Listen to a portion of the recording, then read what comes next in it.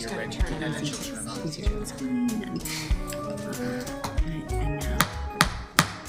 Good morning, everyone. I call the meeting of the Arts and Economy Committee meeting to order. It's Tuesday, April 8th, 9:30. Rebecca, will you please call the roll? Clark? Here. Green? Here. Dunphy? Here. Smith? Ryan? Here. Thank you, Councillor Smith. Ryan? That was great. Here. So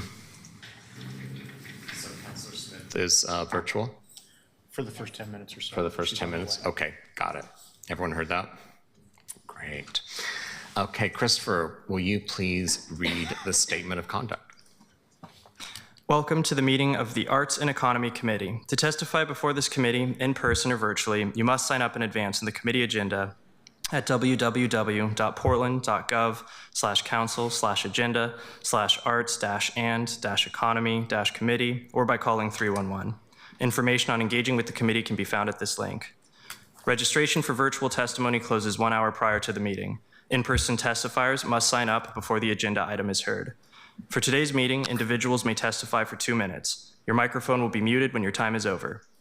The chair preserves order. Disruptive conduct such as shouting, refusing to conclude your testimony when your time is up, or interrupting others' testimony or committee deliberations will not be allowed. If you cause a disruption, a warning will be given. Further disruption will result in ejection from the meeting. Anyone who fails to leave once ejected is subject to arrest for trespass. Additionally, the committee may take a short recess and reconvene virtually. Your testimony should address the matter being considered. When testifying, state your name for the record. If you're a lobbyist, identify the organization you represent. Virtual testifiers should unmute themselves when the clerk calls your name. Thank you. I'm just going to go over today's, the run of show. The meeting today is very focused. It's focused on something that, you know, when you look at what you can do to help the economy in Portland, you have to look at your side of the street. And for decades and decades, our permitting system is a big deal. It's how we work with all of those who want to do basically business and building in Portland. And about every 10 years, there'd be an audit that said it's not going very well. And I guess those kept happening. And giving some context here before we go into our deep dive, it was in 2021, I had the assignment as a commissioner that oversaw Bureau of Development Services. Wasn't so long ago. And the audit said once again, our system is really failing our customers. And the complaints were everywhere. Anyone that's run for office for city council in the last 30 years has probably heard those complaints. And so I heard them when I ran, and the next thing I know, I'm it. So I have to do something about this. I'll never forget the meeting because I asked a couple questions about how many permitting bureaus, and it was multiple. I think it was 7 was told to me by the auditor. And I said, well, why am I only seeing BDS, and why is this just directed to them? And, you know, auditors are pretty good at playing poker, so they didn't say much, but there was one that said, you're onto something. And so no, that's good. And then that makes sense since it's a system, and all you could see were fumbles, meaning that the handoffs weren't going very well. And the people that were experiencing those handoffs were the customers. I'll also say in a backdrop of that, I think that before 2020, even though people were complaining about it for decades, our economy was going really well. People wanted to invest in Portland. And so I think it just kept persevering. And we kept allowing this clunky siloed system to persist. We also kept adding more codes and regulation without deleting the ones that were no longer relevant. That's a code clutter is my phrase for that. And so I knew we had a lot of work to do. And the work began in earnest in 2021, in the winter after I got that report, to make sure that we had a collective effort, that it was no longer just one commissioner doing some horse trading, trying to get ready to pass a magic policy that you hope would somehow land. Instead, we decided it was the right thing to do was to bring all of those bureaus together and all of the 5, at that time, council offices together, including the mayor. So that began the recruitment. And when I asked every commissioner to be involved, I said, you must have one of your staffers higher up or you're in the committee, because we can only have 2 in the actual task force. The task force was being built. And it wasn't easy. Then we had to have each commissioner to recruit their bureau lead of the permitting bureau to attend the task force meeting. Yes, it was an expensive meeting. So we had all the directors of those bureaus and a couple other people from their bureaus. Every elected office was involved. And this was the first time we'd ever taken this collective approach to permitting. Then when we got all in, we hired an outside facilitator, and we noticed that there was no data except for every 10 years there would be data that would say this isn't working very well. But we didn't have any real-time data. And we're doing continuous improvement work. It begins and ends with real-time data. Like data-driven work is very necessary, especially when you're trying to improve the variables that are not working out so well.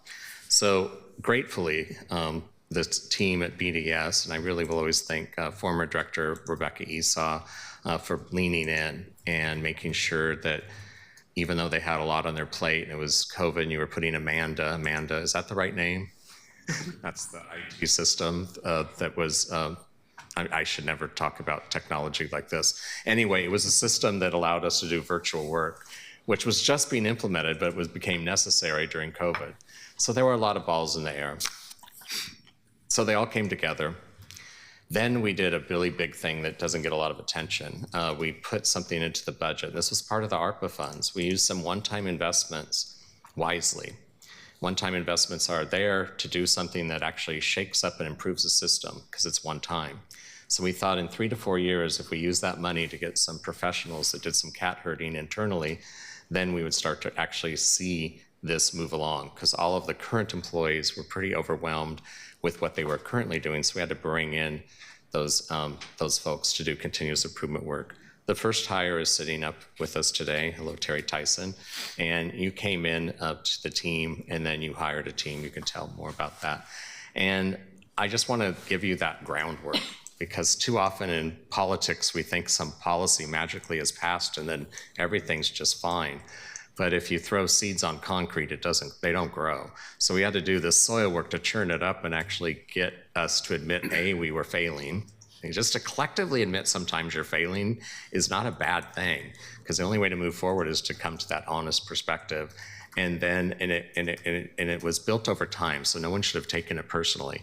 And so then it was time to just figure out how to move forward. And I want to really thank the team and the presenters in front of me. It also survived, I have to say. We went through this work, and we keep going through this work. And there's so many stories one could tell, but you don't need to hear them. But we got to a place where we then passed a policy to unify all of the bureaus. And that policy passed because of all of that soil work that was done. Otherwise, it would have been fake. And so doesn't mean it's easy, because there's this thing called practice and culture, which eats policy for lunch, dinner, and every meal in between. And so we have to continue to make certain that this integration is actually courageously being implemented. And I thank all of you for being a part of that. I thank the bureaus that have leaned in. And I want to say to the bureaus who continue to be a little reluctant and stubborn, I'll just use that word, about this change, it's time to lean in. Portland is hurting. We need to have not the worst permitting system in the country, but the best, as we improve our reputation as a place that you can invest in. This is real. This is something that we have 100% control and influence of. We can't control all the micro conditions that are coming from afar, but we can do something about this. And it's time for us to continue to be willing to improve this system, because I don't want people running in 4 years to have this be one of the #1 topics that they think they need to understand and that they're going to come in and fix. We're on the right track, but we're at a crucial moment of implementation. And in this budget cycle, we must see this crystallized further. And I think you'll have a support from a council if we continue to do this real work that moves Portland forward. So with that, I will turn this presentation over to the people in front of me today. And I will give it, first of all, do I give it to you, Donnie, to start the presentation? Donnie Oliveira, the DCA of our, I'm calling you the arts and economy area, but that's not what you are. You're economic development. That's correct. All right, I'm so happy to see you, and you and your team take it away. Great, thank you, Chair Ryan. Donnie Oliveira for the record. Thank you, councilors. First and foremost, Councilor Ryan, I want to thank you for the opportunity both to build on your vision from many years ago and the chance to really provide an update to this council, this committee, but also the public about the creation of the permitting and development group that David and Terry will talk about in a second. This is really still a new bureau. If you recall, we started implementation July 1, so we were in year 1 essentially of manifesting a vision of a single authority. Over the course of the presentation, you'll hear about the emerging opportunities with this change, but also, frankly, the challenges that we're still confronted with to implementation. This is a big vision that requires a lot of leaning in from staff, both in the Bureau, but also around the city. But it's much needed, frankly overdue, as Councilor Ryan so eloquently outlined. Because as a part of this new form of government, this is the time for change. This is the time for us to evaluate our systems, our processes, and make sure we're putting the resources in the right place to deliver what our community is asking for, what our policy makers are directing us to do. So through the course of this last 10 months, essentially, there's been a lot of evaluation and learning. So as much as we think we know where we're going, we continue to evolve. And that's a good thing, actually. It's iterative. It's a learning mindset. But frankly, it creates more things for contemplation of solving. Can we do a natural little pause here? I forgot to have the clerk read the item. The item. For the record, Agenda Item 1, Portland Permitting and Development, Consolidation, Reforms, and Forecasting. Thank you. Thank you. Donnie, pretend that didn't happen. So I'd like to start this presentation. So over the course of this, next slide, please.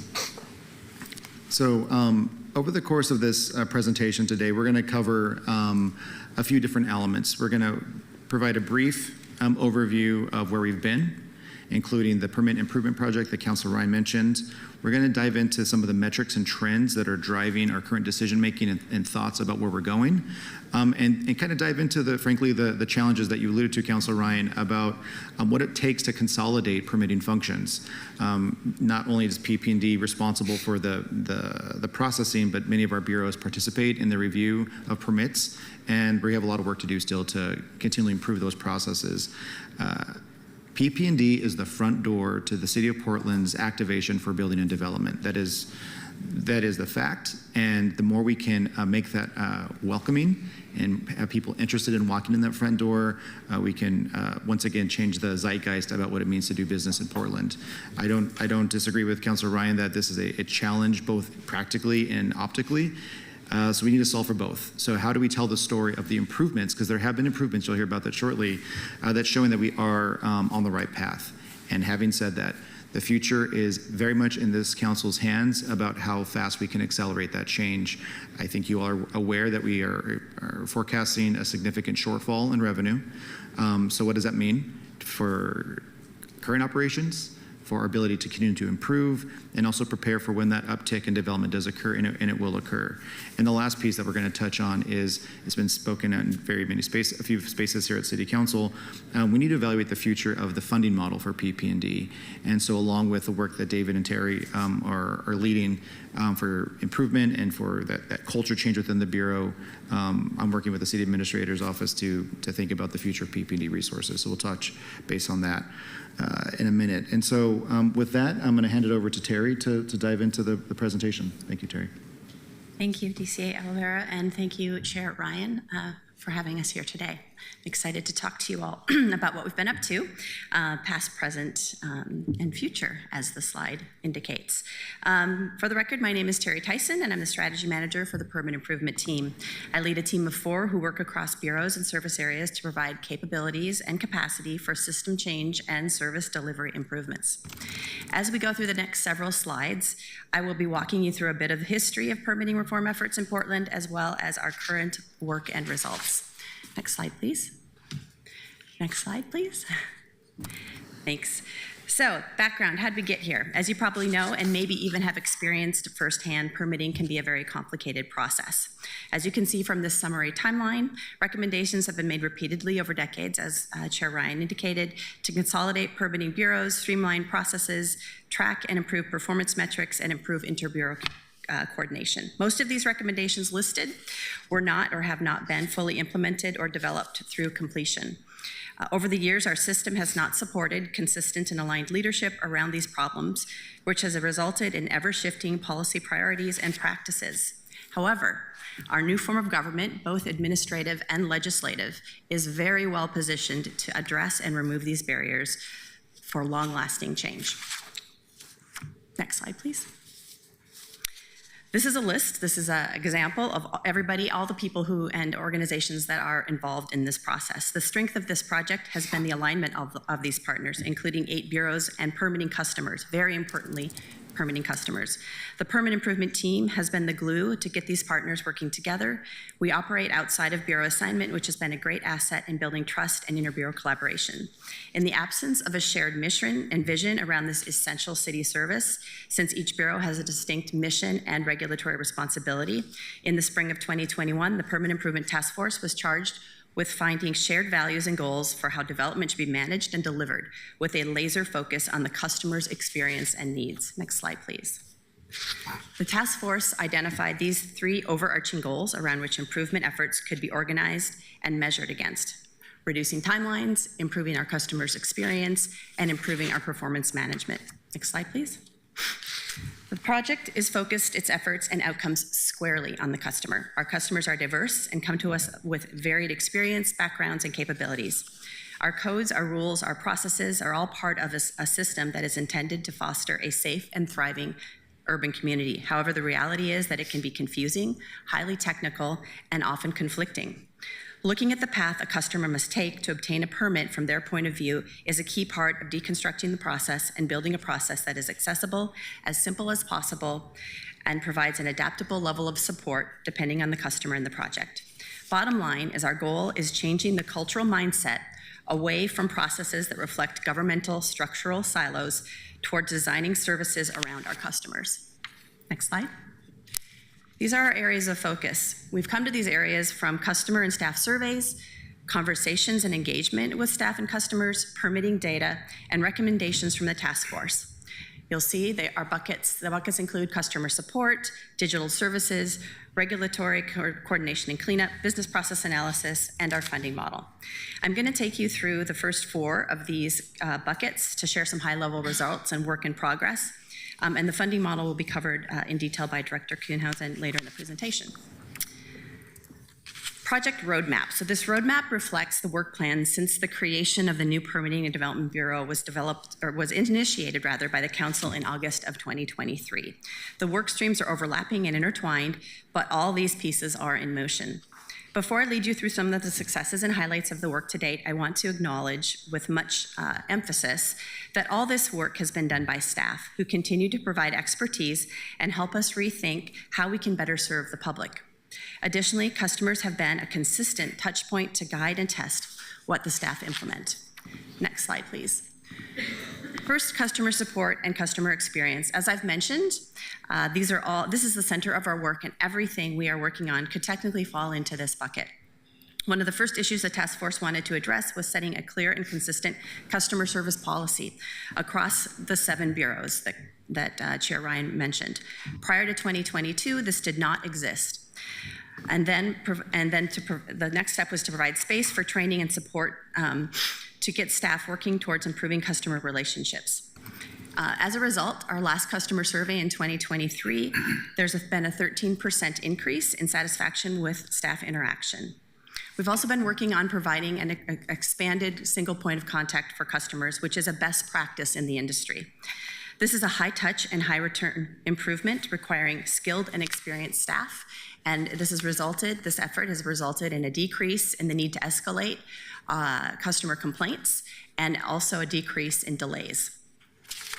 Last but not least, one of the highlights I want to point out is improvements to our website. Our customer surveys told us and our staff told us our website was absolutely terrible, and they were right. So we've been working really hard on rewriting content to improve readability from 11th grade to 6th grade level, increasing language and translation options, adding a tooltip feature which supports defining technical terms and concepts, And staff are also beginning to test a wizard function that will provide and assist them in determining if there's a need for a permit and drive customers to the right information. I want to emphasize that with our website, this isn't a big reveal project. It's an iterative process where we're implementing changes slowly and testing them to make sure they're effective. Next slide, please. Digital services transition. So what does digital services mean? Good question. When we started transitioning, well, the Bureau had to move very quickly in 3 months to go from completely in-person to completely online. Not an ideal way to unroll or unveil a new online system. So it wasn't done, it was done quickly, but it wasn't done for the long term. And so when we decided we were going to be reorganizing the Bureau, it was an opportunity to completely rethink and retool how we were delivering digital services, to modernize, to standardize, and to frankly meet expectations, understandable and legitimate expectations that the public have on how we should deliver this service. One of the big successes then was that this was an opportunity for this reset. I'm happy to say that we've retrained staff, we've brought in an experienced digital service manager, and this allows for clear prioritization, which is very, very important, increased flexibility, and it's decreased our technology backlogs, which frankly were huge when we started this work back in 2021. Next slide, please. Regulatory coordination and cleanup. Consistently, we've heard from staff and customers, they're very well aligned on this, that our codes and policies are a significant part of the reason that our process is slow. Our codes are well intended, there's no doubt about that, but they're often created by each Bureau independently without fully understanding how they will interact or the cumulative impact they have on customers. This bucket of work is focused on proactively addressing these concerns in two ways. Two ways that we've done or tackled thus far. One is the city has launched a new regulatory program that takes a holistic approach to regulatory improvements. Policy writers from across the bureaus who write code and policy to regulate development come together to share what they're working on proactively. This group has piloted a new process for reviewing policy and has started to fully implement this new way of working together. The second is a cross-functional team of code and policy analysts who are teaming up with staff who review and issue permits. So implementers and policy writers getting together. This is new. This is something different. They're working on a small package of code amendments, which we call the Code Alignment Project. It's focused on small businesses and small development projects initially, and we will be bringing something before the City Council for a vote in the summer of 2025, so very soon. Last and not least is process and system improvement. Process efficiencies has been a really big focus. We've put a lot of energy and time into business process analysis. The structural change that has happened with the development of PP&D was the first of those big changes. We continue to do business process analysis work to identify barriers in a timely and to address timeliness and quality in how we do things, and these are staff-driven and ongoing efforts that have resulted in implementation of wide-ranging and targeted changes. We've also focused on improving the quality of our data, which was a huge issue back in 2021. Data transparency and using data to determine where to focus our efforts and to make adaptations has been really big and significant. Next slide, please. Next slide, please. Sorry. So I want to move to metrics and trends. Next slide, please. This is a high-level look at the data the city is collecting and reporting to better understand our trends. This snapshot includes all commercial and residential permits from the time an application is submitted online through the time a permit review is complete and a permit is issued. The data set includes all permit types, alterations, additions, and new construction from January 1, 2020 to December 31st, 2024. Starting at the top left, we can see the cumulative permit application counts, number of permits issued, median number of business days by year, and finally, the cumulative valuation total. The bar chart provides the same metrics, the bar charts below provide the same metrics but are broken out by year annually. You'll note that the number of permit applications and permits issued have increased or remained steady, while the median number of days, the timeline, and the project valuations have decreased. Director Kuehnhausen will talk more about this later, but for the purposes of improvement work, these system-wide metrics point to a positive trend in the right direction and a decrease in our review times. Next slide, please.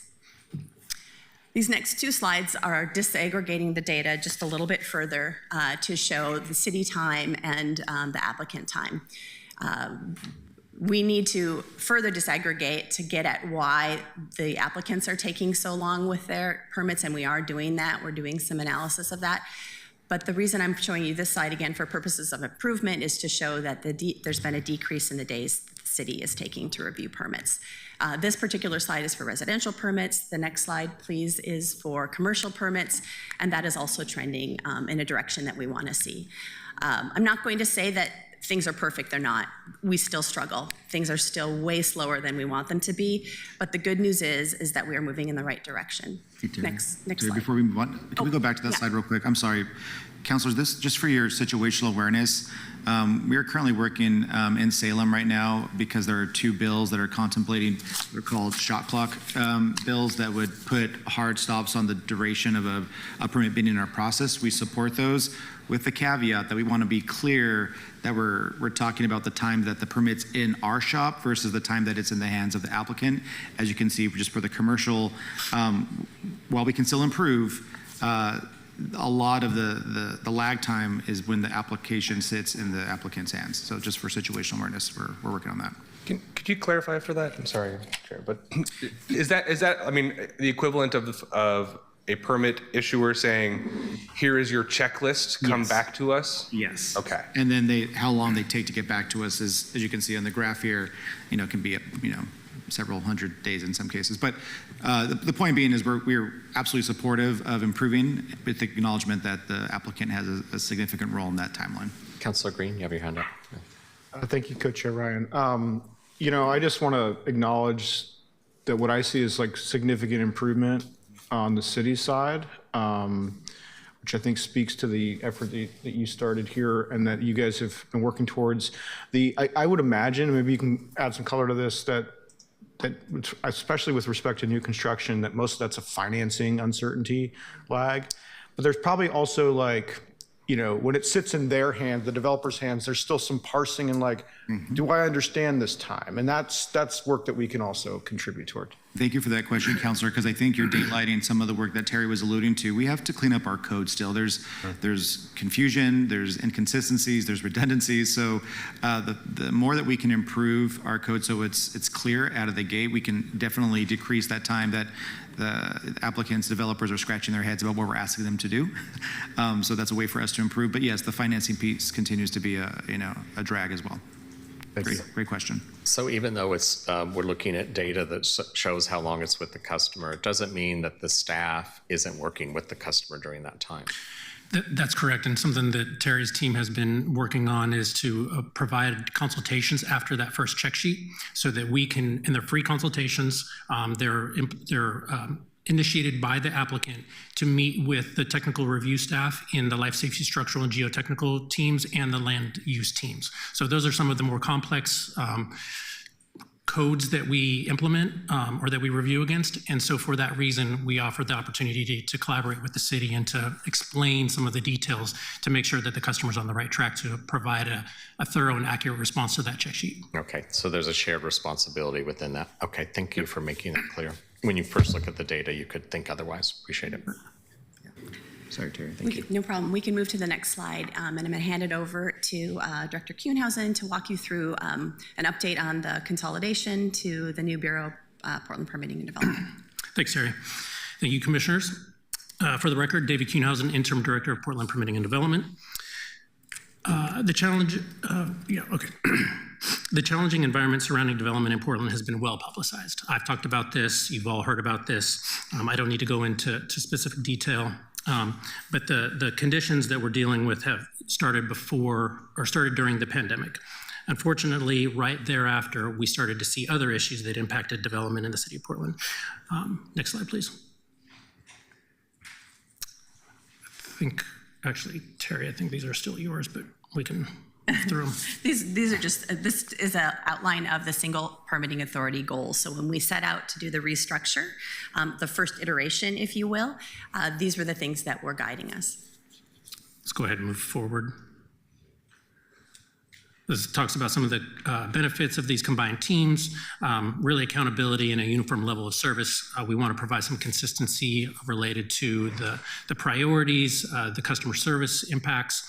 We want to resolve conflicts much, much faster, and then the cross-training and coverage. That's something that's been talked about numerous times, is making sure that when there's a decrease in staffing capacity in any particular group, that we have someone from another group able to answer those questions and continue to move those projects forward. Next slide.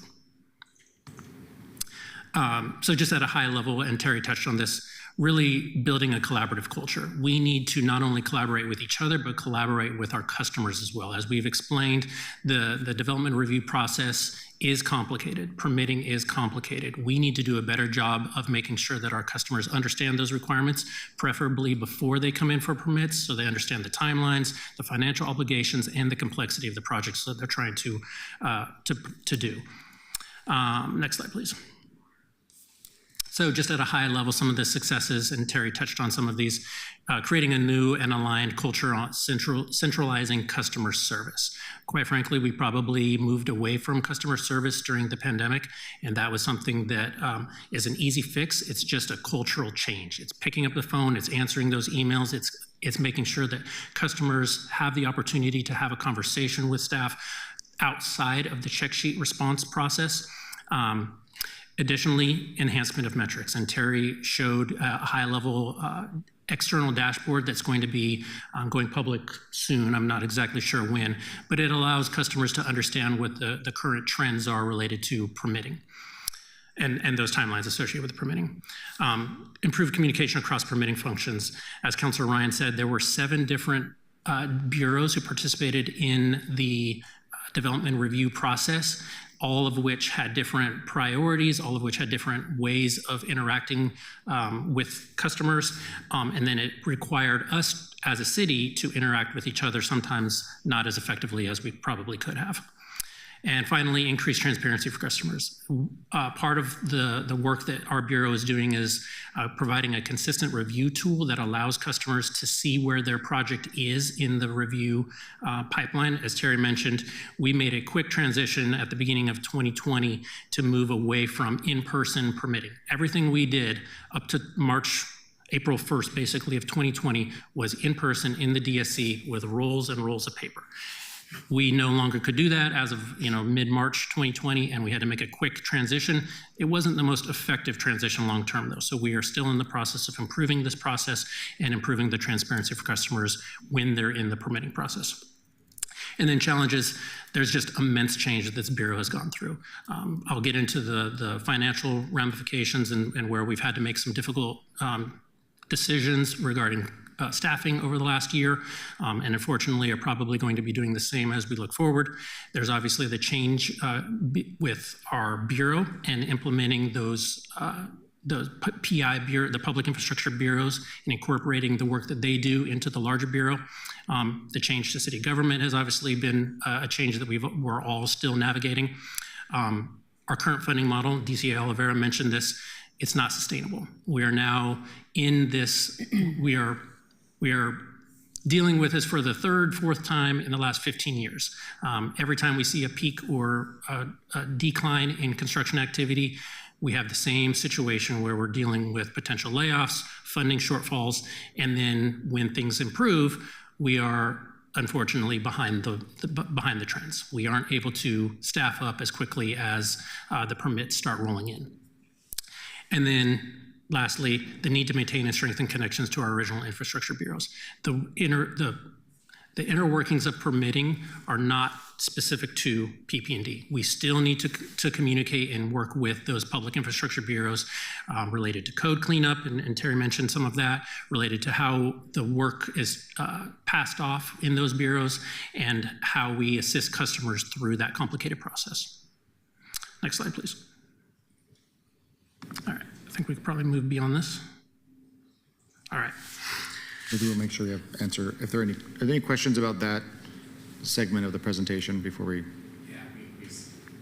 Thank you for is that the end of the presentation? Just that first part, yeah. Okay, at this time, it gives us all a chance up here. If we have any questions, we have 15 minutes slotted for that before you bring up the rest of the crew. Yeah. But if there's no questions, you have a question, Councilor Clark? Thank you, Mr. Chair. This is terrific. I'm really happy. I think this is the third time I've heard this, but this is the deepest dive I've heard, so I really appreciate the level of detail here in looking back. And I thank you, Mr. Chairman, for giving us the context for this. Those of us who are new, we really appreciate that, because I know that we've worked on this. Past planning directors have worked on this, I think, over the last 30, 40 years. So it looks like we're finally really making some progress. I just had a question, a couple questions, actually. I recently had the opportunity to go to the session on Detroit, what Detroit learned from Portland and what Portland learns from Detroit. And I just wondered, and it was amazing what they've been able to do. And I know that they raised 80,000 houses and had a lot of vacant property, which is a very different situation that we're in. But I'm just wondering if you're also looking at how other cities do permitting. That's my first question. Yeah, absolutely. I was actually going to cover that in the future, but I'm happy to elaborate now. So we have reached out to other cities, to your point, to see what the best practices are. Some of those cities include Eugene, Hillsborough, Gresham, Salem, Tigard. In California, we reached out to a number of different cities. Not all of them respond and are able to share on how they do their work. San Francisco and San Diego did respond and provided some input, and then Vancouver and Seattle. By and large, we are in line with how other cities operate. Their funding models are different. Their codes are a little bit different. We have obviously city titles that we administer as well as the state codes. Not every other city and state have the same situation, but by and large, we do have the same process set up and the same funding models, quite frankly. Thank you. Well, they probably have the same problems we have too, I would imagine. I will say, though, if I could just say that before the consolidation to PP&D, we were not the same. We were very different in how we were structured, and that was important to get that changed. So yes, thank you. The last component of that is speaking specifically to the funding model. Just the distinction I think between Portland right now is that the permitting bureau is so dependent on development cycles that strategically, whether it's new reserve policies that we're contemplating or just the structure itself, we're just not resilient enough to withstand the downturn. But the downturn lasts longer than the boom. And so what we're experiencing right now is this, we've been lower longer, and so we're really feeling the pinch of that. So we are, as I alluded to earlier, we are looking at different models that do exist around the country that would give us a little bit more resiliency in these tougher times. Great. Anything we can do to combat the boom and bust, the harm that the boom and bust does is great. I want to ask you a question too about the culture. I really appreciate the information about the processes that you've been going with the employees. And I know that the 7,500 employees in the city of Portland are going through a lot of culture change right now, just as we're going through creating a culture up here. But I just wondered if you could talk a little bit about the areas of greatest resistance and where that comes from. Is that you mentioned staying connected to the bureaus. Where's the greatest tension or impediment to changing the culture? I still think that we're in a process of making sure that those employees that came over from the public infrastructure bureaus are valued, that the cultures that they had within their individual bureaus are recognized. Their work is recognized and prioritized, and we're doing that right now. We have prioritized a lot of the technology enhancements that previously went unmet. I also think that we're dealing with bringing people back to the city, however that works, making sure that staff understand that they play a vital role in this and that it is a partnership. They need to be willing partners. They need to help customers. They need to pick up the phone. They need to be able to get, if the answer is no, they need to elaborate on why that is. And then they need to say, and this is what you would need to do to get to yes. That, I think, is the extra step that quite frankly, probably wasn't being taken over the last couple of years, and that's where we'd like to see that change be made. Thank you, David. Councilor, if I also just may offer this, sorry. I just want to, this is, given the nature we just spoke about the tension around funding and people's job security, We want people to feel welcomed and make sure they know they're supported to do their job and not fear like every decision they make is going to be, analyzed, overanalyzed. And that's a tension we face with things like permitting, because we are oftentimes contemplating and deciding on permitting, staff are, for difficult choices about types of housing in certain neighborhoods, type of buildings people might not want around their neighborhoods. And staff, feel a lot of pressure about that. So the more we can support them in those decisions, and to David's point, we really got to get people to feeling excited about getting to yes and being more solutions oriented and customer services oriented versus weaponizing the code or the process. And there's no begrudging staff. There's amazing talent at PP&D doing great work. We just want everybody to be on board with how do we get to yes in a way that's within our code, within our policy, intent, in a way that helps spur, development and prosperity. Thank you, Donnie. Getting to yes, I love that. Thank you. Thank you, Mr. Chair. Thank you. Co-Chair Green. Thank you. So I know we're going to talk about funding models later and some challenges that we have, but just as I see it, it seems like you're making hay while the sun shines, because we are in a sort of down period, and so there's a low volume of activity. It's not for our barriers. It's frankly the macroeconomic conditions that have made it very challenging to develop in this city. And so, Terry, you had mentioned sort of instituting a kind of agile. I think I read in that sort of an agile change management process. I'd like to know a little bit more about that, because I'm a bit of a nerd on that stuff, but also I wonder what what phase of that we're in, and where we're going to go next, and how long until you think change is complete, which I know is a difficult answer, because what I see in my mind is hopefully we do see a change in the macro conditions, and we will see a dramatic uptick in permit applications, and then staff will be overwhelmed with that. And so right now we have this opportunity to do sort of strategy work. So I wonder if you could elaborate a little bit more on that. Yeah, thank you for using the word agile. Yes, that is something that's part of our vocabulary and something that we're trying to make just a part of culture, that we're always thinking about how we can change, how we can improve, making tweaks, and there's no shortage of ideas. And with that, we've done 14 business process analysis workshops, right? And in those workshops, we look at a specific process and we design the perfect process, and then we figure out what it would take to implement those things and those recommendations, right? And obviously the volume is way more than the ability to implement. So there's a long list of those. However, the ones that we have implemented, we always set metrics for, right? And we check, depending on the type of improvement. We've been trying to implement a process of checking in every 3 to 6 months to see, is that working? Is it not working? If it's not, let's stop it and let's try something different. So that's sort of the cycle that we've been working under.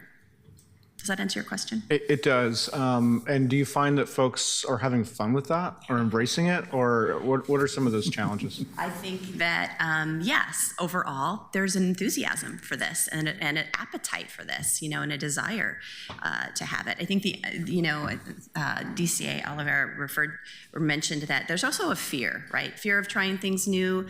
The roles that these folks are in are, there are gatekeepers and rule, folks by training, and so sometimes it's a little bit challenging to take this on and be iterative and feel safe in doing so.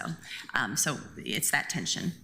The other feedback I want to just offer, Councilor, is as we're making changes, the delay in people experiencing those changes can sometimes be long. So anecdotally, we'll hear from our developer colleagues saying that they're still complaining about permitting. And then I'll ask, well, when was the last time you actually came in for a permit? And it was like 5 years ago. I was like, well, things have changed since then. So come back in and bring your projects and see what's actually evolved. So there's a little bit of that lag time too, where staff are feeling frustrated because they're hearing, oh, permitting still is struggling, and there's improvements to be made, and the improvements that have been implemented are impacting in a good way. So. No, and thanks for raising that, Donnie, because I think that's a endemic problem in the city right now. Like, there's still some folks who are not coming back downtown because they haven't come in years and they've convinced they can never come back. And so we need to lead on all those. So that's it for me. Yeah, thank you, Co-Chair Green. I have a couple of questions. We have about 4 minutes left in this segment. And I think you started to get at it with your interaction with Co-Chair Green, and that is, how are the people on the ground being engaged in this work? And maybe it's in these specific projects that you're talking about.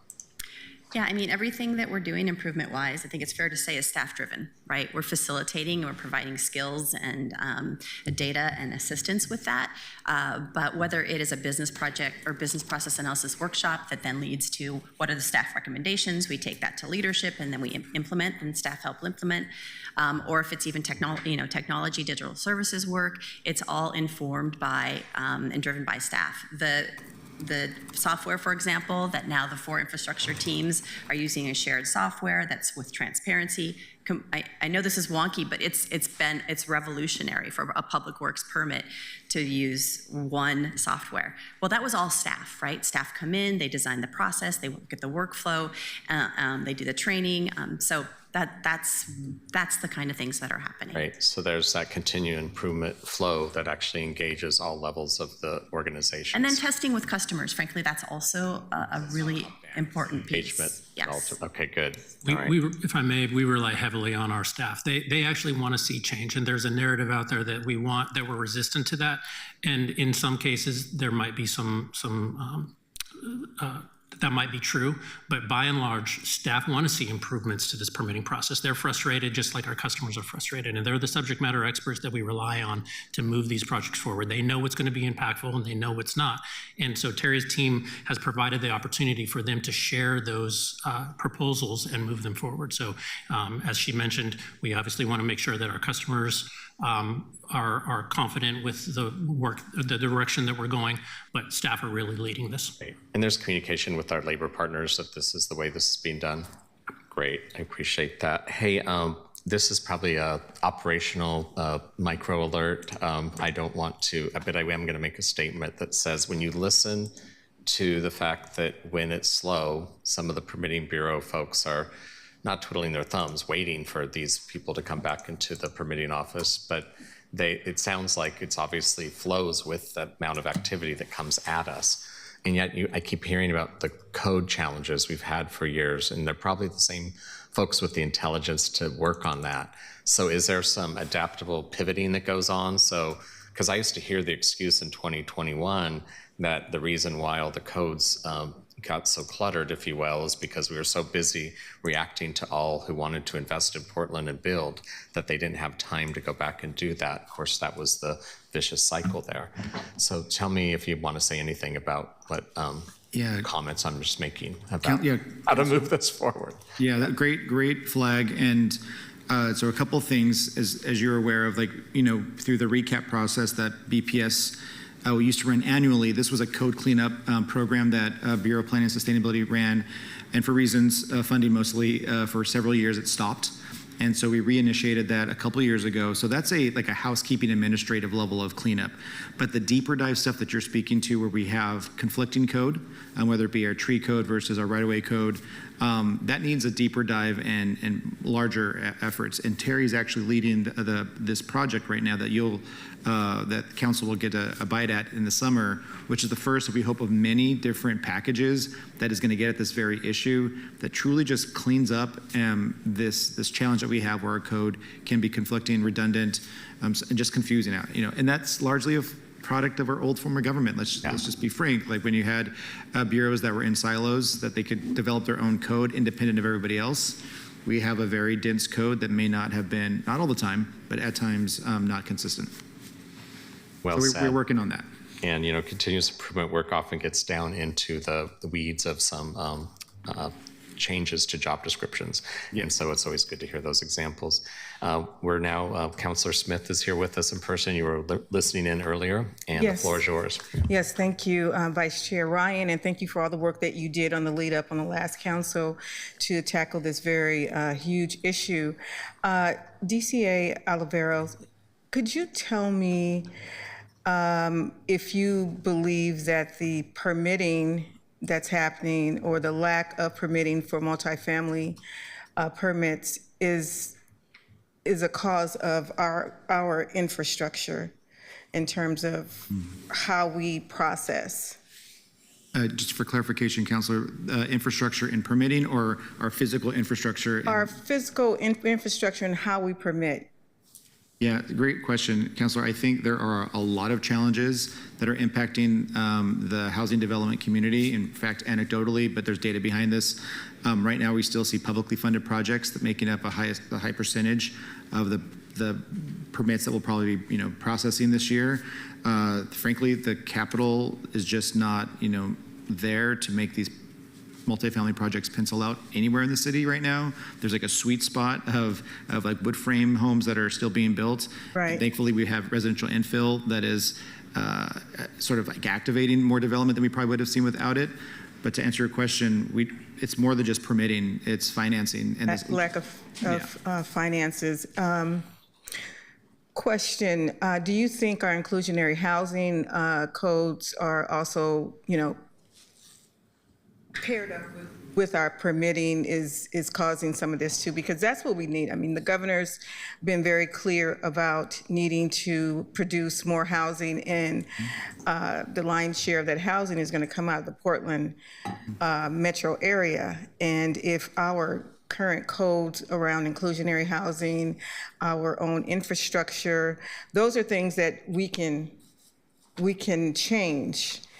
And so in order to do a better job to be able to have more affordable housing, more middle housing on the market that we produce, and to have our economy flow from a good place. Thanks for the question, Councilor.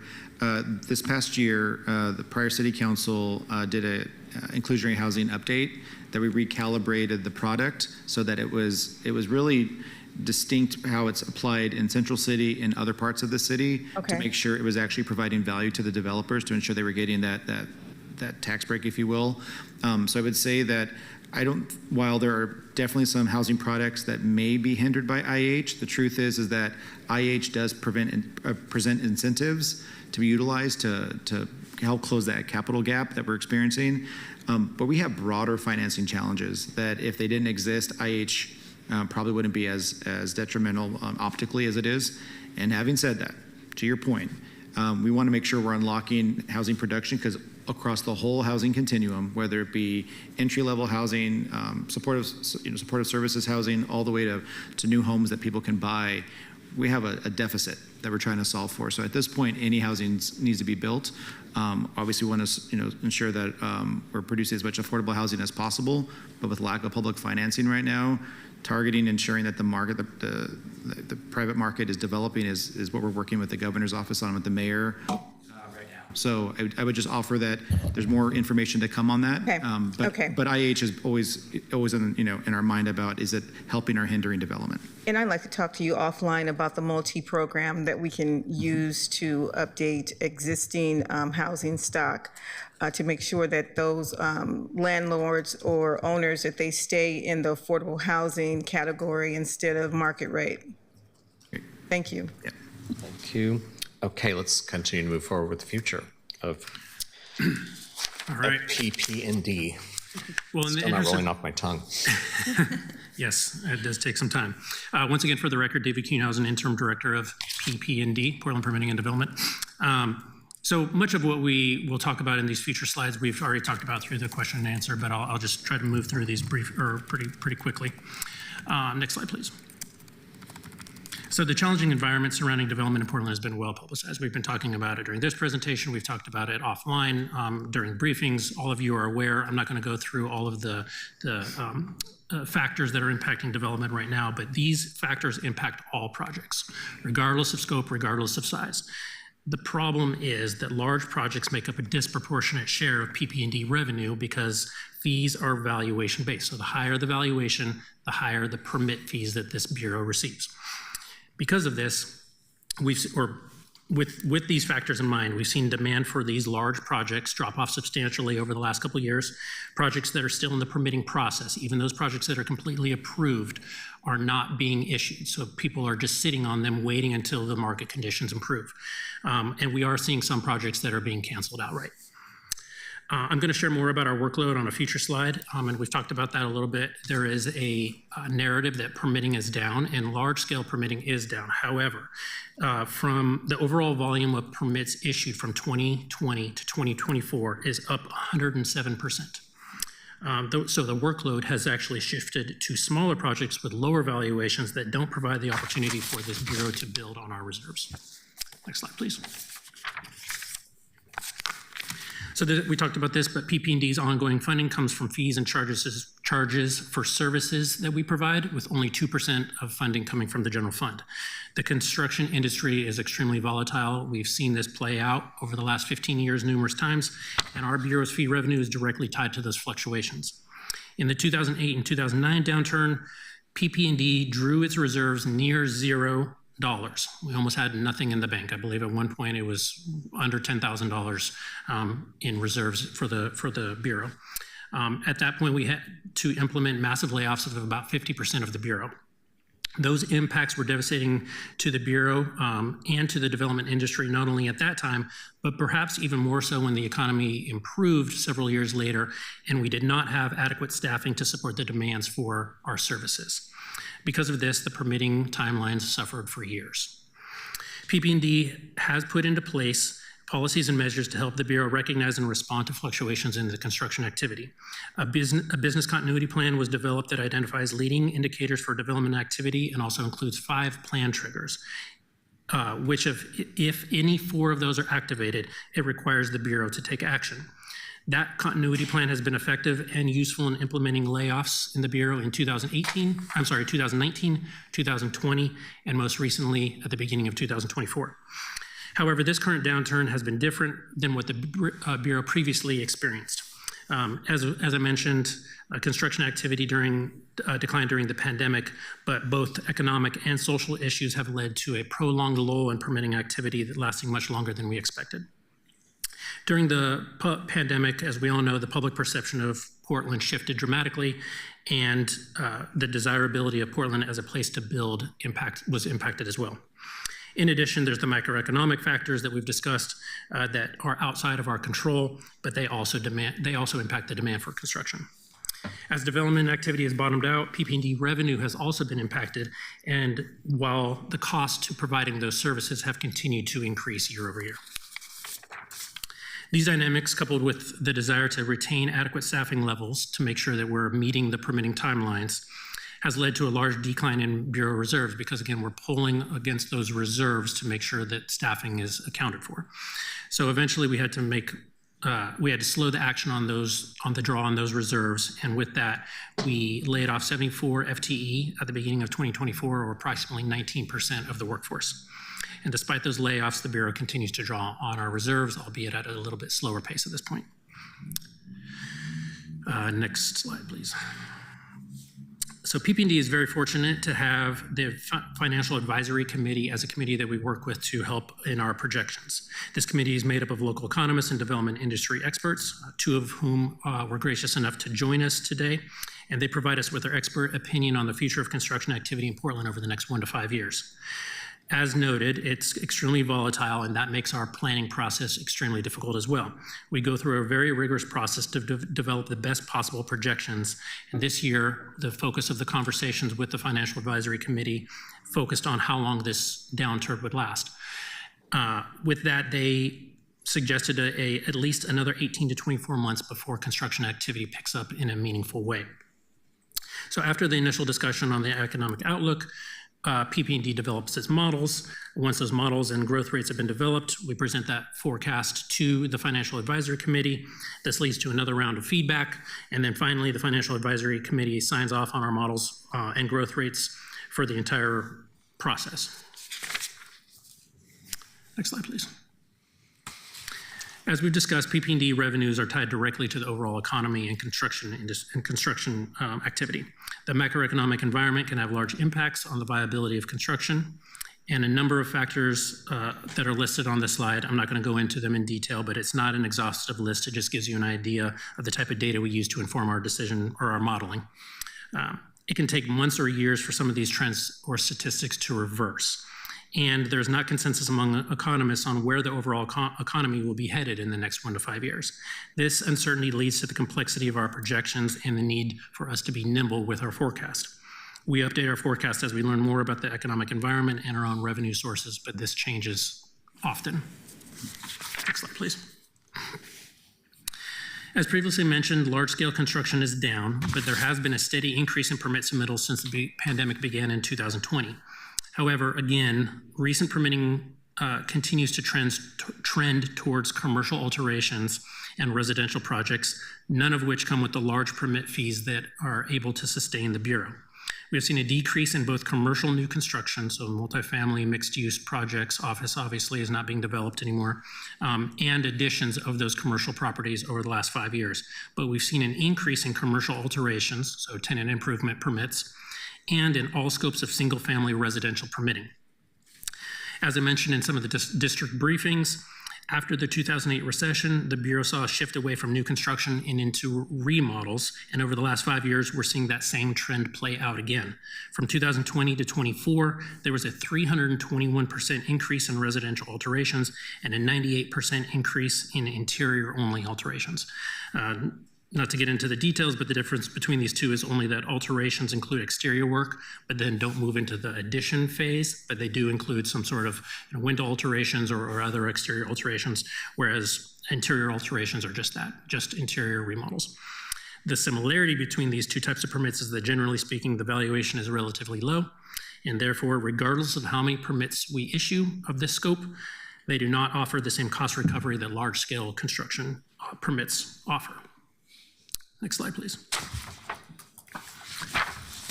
The unpredictable and volatile nature of both macroeconomic environment and more specifically the development activity makes our current financial process extremely challenging. We're subject to the cyclical ups and downs of the industry with no alternative revenue source to add stability during a prolonged downturn.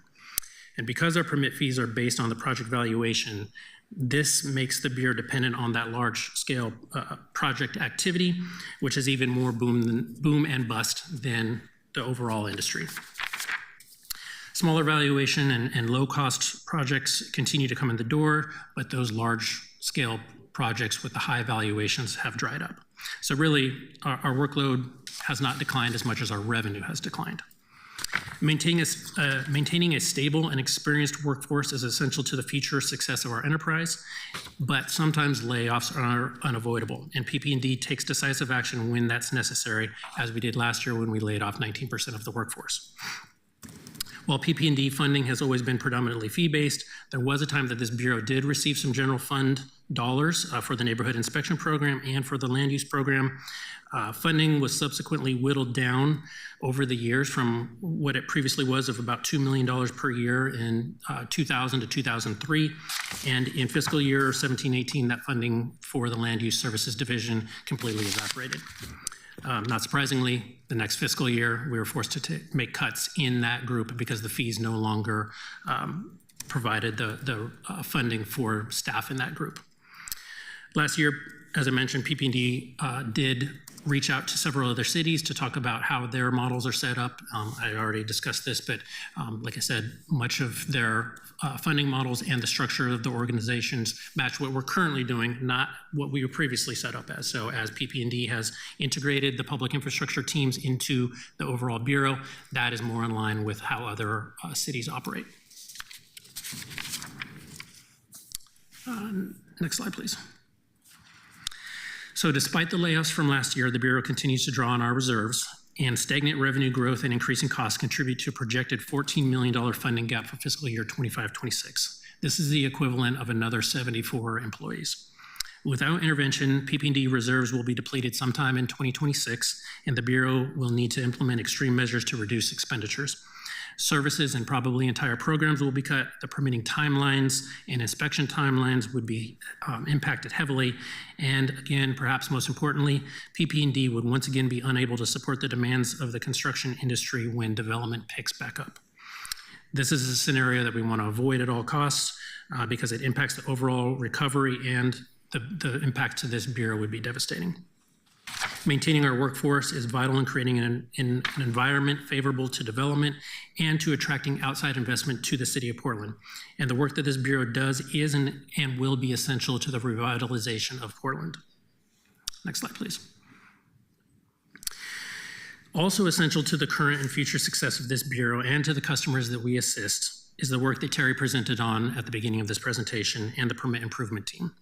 I want to give kudos to Councilor Ryan for recognizing the need to bring on dedicated staff in the form of the PIT team several years ago to address the complicated web of permitting issues that we're all aware of, but as mentioned, no one really had the capacity to work on. Terry and her team of 3 employees have researched, proposed, and implemented changes that have been crucial to improving timelines, implementing new processes and policies, the technology improvements that she elaborated on, and just generally helping navigate the massive changes that employees in this bureau have gone through over the last year and a half. While one position will be funded via a federal grant, the other 3 positions are not funded beyond June 30th, 2025.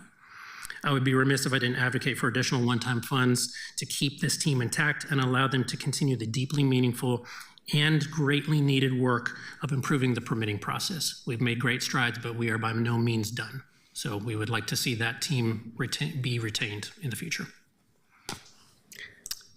And with that, happy to answer any questions on the future of PP&D. Oh, I think it might be good. The way it's laid out here is you're going to bring up the other guests. Why don't we do that so they've been waiting patiently, and then we can do questions at the end of that. Is that okay? Yeah. Committee, thanks. Thank you. And while there's a little break here, I just want to acknowledge how the handoff from my office to Commissioner Rubio's office was seamless, and you didn't always see that in the former government, and so that's the reason this kept building the momentum. So maybe my goal here is to carry the water to make sure that we don't backpedal, but we continue to make this momentum as we have new electeds up here. But there's so much motion in place right now, so you don't need us disturbing it. Welcome. The floor is yours. For the record, Peter Holzman, city economist. I wanted to just briefly go over a review of the forecasting process and make some comments on it. I don't think it's widely known outside of economists how hard forecasting permits is. It's very volatile data. It's but beyond that, it's difficult because when you're building models to forecast things, you really want stable relationships between variables, and you want timely data. Permitting has neither of those. For timely data, it is often a leading indicator used for other models that you build. It's the first sign of things. And for stable relationships, even prior to COVID, what was binding in terms of limiting development changes often. It can be lending patterns, it can be construction costs, it can be policy, it can be a number of things. And so it's very dynamic. And then post-COVID, everything's changed and we're still figuring that out. And so what PP&D has done is they've basically, they build the models, and then the more important piece is to invite actual people who do construction, actual people who do lending, and economists who work very closely, like Dr. Wilkerson here, with the development industry. And I've been participating in this since 2017, and I will say I've gotten way more than I give to this committee. It is very useful, and we're kind of seeing it in real time right now in the benefits, because we have a meeting in 2 weeks, and I guarantee you we'll be reviewing recent upending of global trade and the impacts on the construction industry. Thanks. Good morning, Co-Chair Ryan, Co-Chair Green, members of the committee. For the record, my name is Mike Wilkerson. I'm the Director of Economic Research at Echo Northwest. Like Peter, I've had the benefit of serving on this committee for more than 10 years. What I would say is, appreciate the thoughtfulness and intentionality of the committee engaging industry experts. I think we understand this is a serious role in that it oftentimes these forecasts directly impact staffing levels. I think what we had seen over the period of expansion was, again, many of these lags, and Director Kuhnhausen had talked about, were always at play.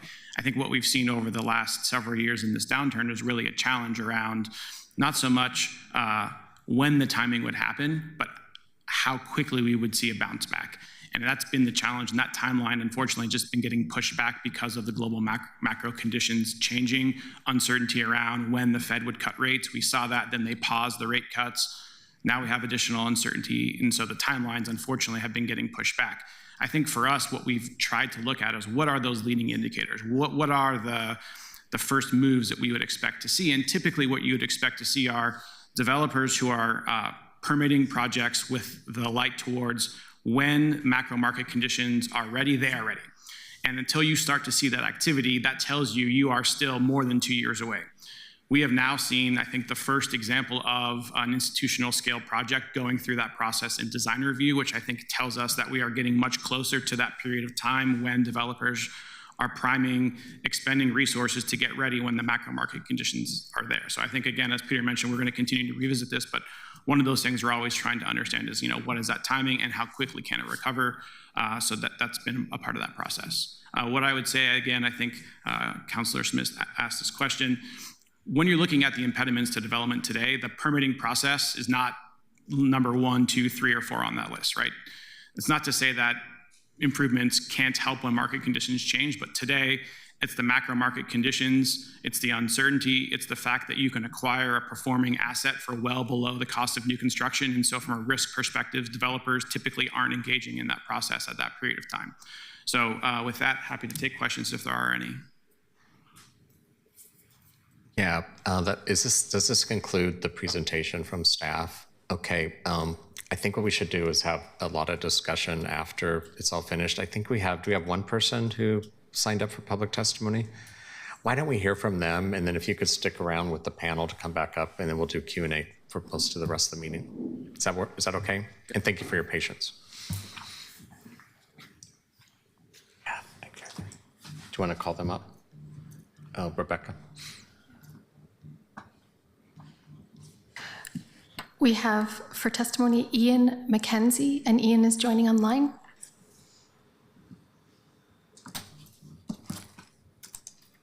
Give Ian one moment to unmute. Welcome. Hi. Good morning. The floor is yours, and you have 2 minutes. Is that the standard? Yes, Okay. we have, Ian, you're good to go. We can hear you, and we have 2 minutes. Go ahead. Okay. Good morning. My name is Ian McKenzie. I'm a senior associate at a Portland-based architecture firm where I specialize in the design of multifamily housing.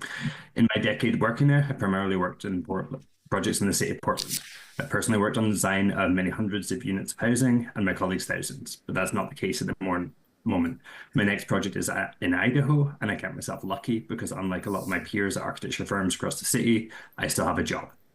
The permitting activity numbers you're presented today are sobering, and not just for the Bureau. As the last of the housing bond dollars get spent, as the last of the private market projects from 2021 and 2022 get completed, and as large projects like the airport and OHSU's new hospital wrap up, it's worth asking, what are those carpenters, drywallers, plumbers, and electricians going to work on next? Right now, Portland has thousands of units of housing that are ready to break ground with permits at or near approved issue status. As mentioned, developers are not pulling those permits because they can't attract financing. And there are lots of reasons for that. But you as a council can't do anything about interest rates, tariffs, or construction costs. What you can do is consider a temporary break in the system development charges, or SDCs, that the city levies on new development. Those add tens of thousands of dollars per unit or millions of dollars to a project. In the good times, those generate a lot of money for the city that are used for very worthwhile projects. We're not in good times. I don't have the exact numbers, but right now revenue coming into the city from SDCs must be approaching zero. I don't believe there's a single large project in the last 2 years that has paid SDCs, that's large projects, and there are no signs that's about to change soon. If you were to provide an SDC waiver for projects that receive a building permit by, say, December 31st of this year, you may be able to spur some investment that would not otherwise happen. That investment would create jobs, future property tax revenue, and affordable units via inclusionary zoning. If this idea works, we as a city would be foregoing revenue that's highly unlikely to be realized anyway. And if it doesn't work, we'd be giving up nothing. I'll just finish to say I'd encourage you to look into how this has worked in cities that have taken similar action, such as San Jose, California. Thank you. Thank you, Mr. McKenzie. Appreciate your testimony. That can, The panel could come back up. We have a lot of, everyone has their hands up. So why don't we go ahead and begin with you, Councillor Smith? And thank you all for coming back up to answer the questions.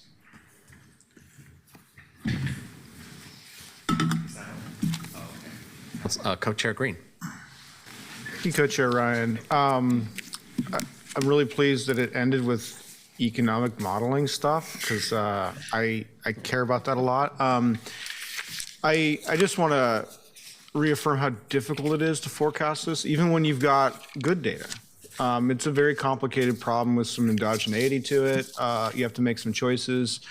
And so just with that frame in mind, I almost wonder if the precautionary principle is a better rule of thumb. I mean, you guys have talked about needing to keep the capability going when you're ready to scale. And if I understand correctly, the purpose of the Forecasting Advisory Committee is to help inform staffing level decisions in sort of a fine-tuned manner, which is well and good, and we should pursue that. But if we've got a low volume, as far as I'm concerned, if we got a low volume of permitting, we've got some wildly unstable variables that are macro related. It'd be really hard with any confidence to forecast what an appropriate level of staffing it would be in the next few years. And so I would sort of almost advocate that as a committee or as a council, we just give you guys what you need to execute when these projects are ready to go.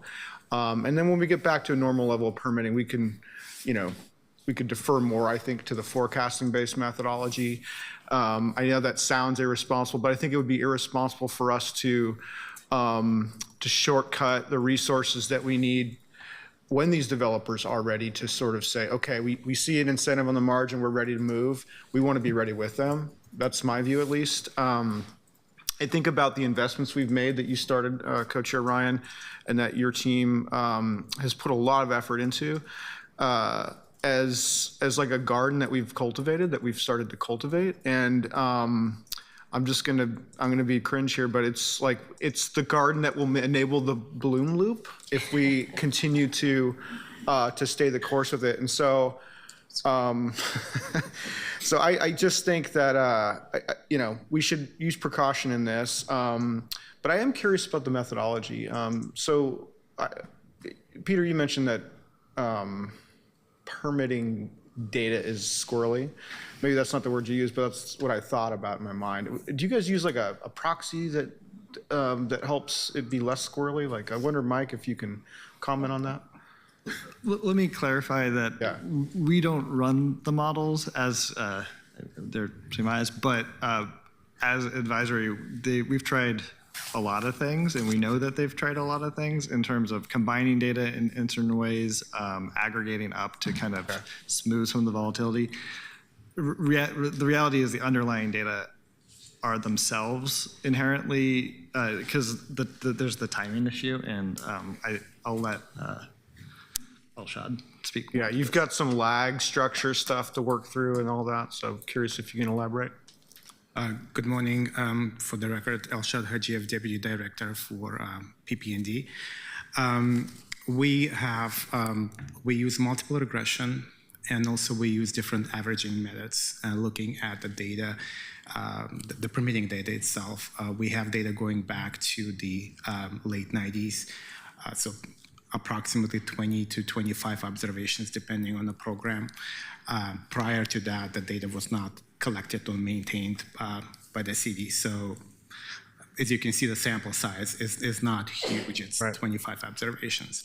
Then we rely on a lot of external agencies like Moody's, for example.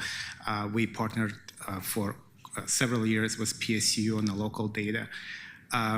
We get that information from them, and you've probably seen on the slides that it ranges from interest rates to construction to affordability in the indices.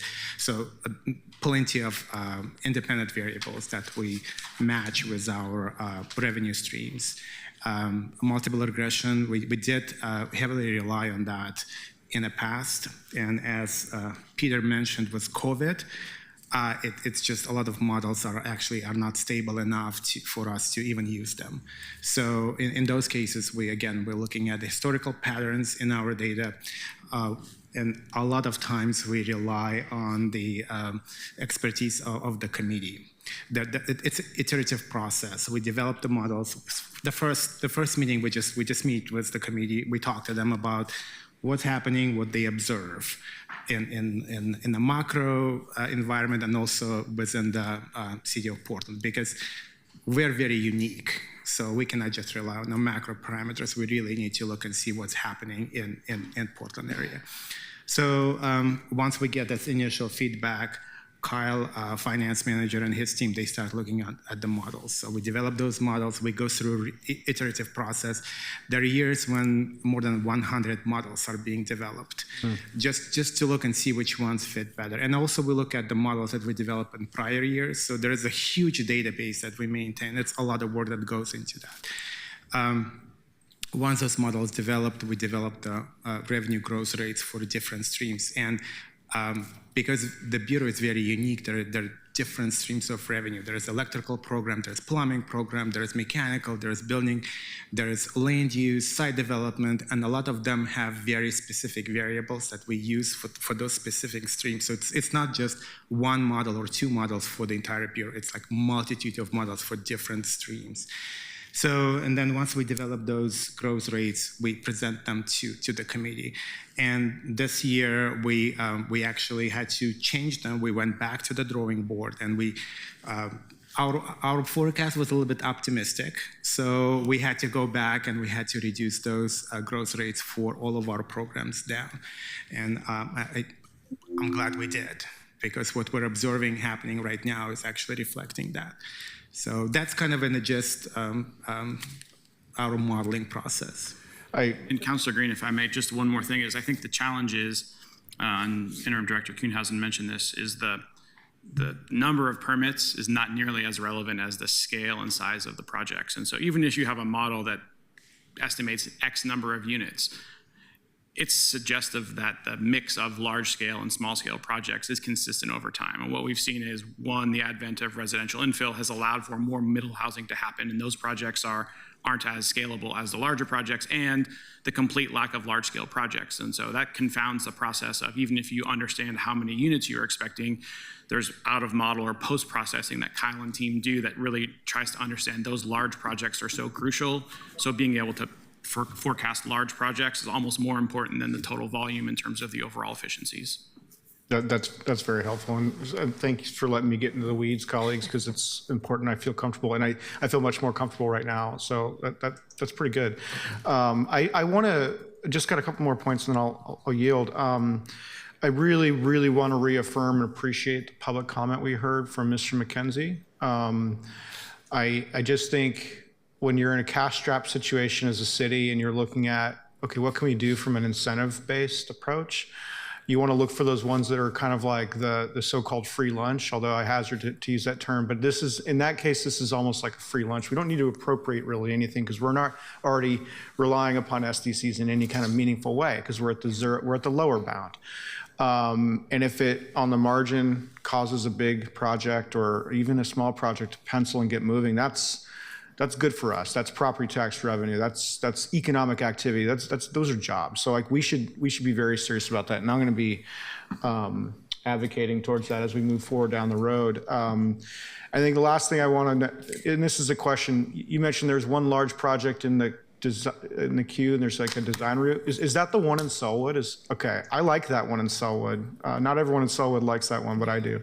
So anyway, enough from me. Thanks. Thank you, Co-Chair Green. Councilor Clark.